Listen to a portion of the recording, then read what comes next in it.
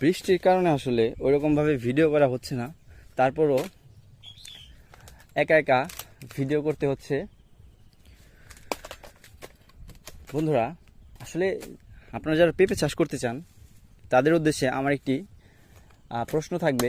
আপনারা যে যে জাতি চাষ করেন না কেন, আপনাদের সর্বপ্রথম খেয়াল রাখতে হবে আপনাদের মাটির উপর। আপনাদের মাটি যদি ভালো হয় তাহলে আপনাদের ফলন কম বেশি সব জাতেই একটু একটু ভালো হবে, মানে কম বেশি সব জাতে একটু একটু ভালো হবে।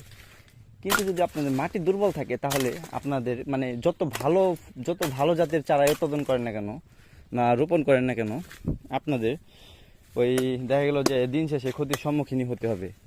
এটা 100% শিওর, এমনকি প্রমাণিত, এমনকি আমি নিজেও এর প্রমাণ পেয়েছি।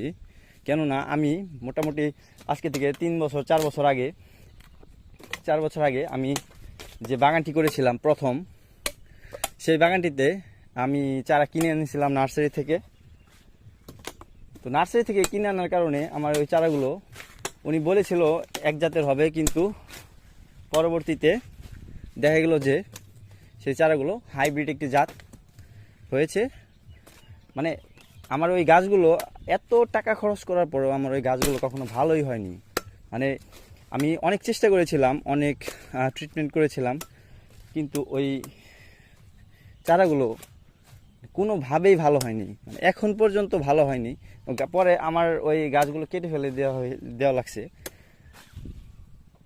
কি করব ভাই, এত সুন্দর এত টাকা খরচ করে যদি কিনা বাগান না করা যায় তাহলে ভাই বাগান করে তো কোনো লাভ নাই।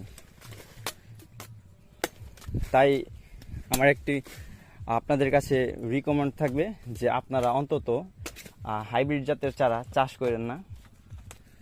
হাইব্রিড জাতের চারা চাষ করলে আপনাদের ফলনও কম আসবে, এমনকি গাছ তো 12 মাসই ভাই, বিশ্বাস করেন 12 মাস রোগ থাকবে ভাই গাছে।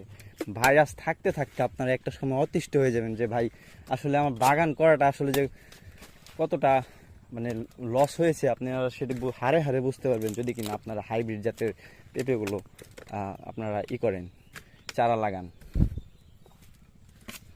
এই যে ভাই এগুলো গাছে কি অবস্থা দেখেন।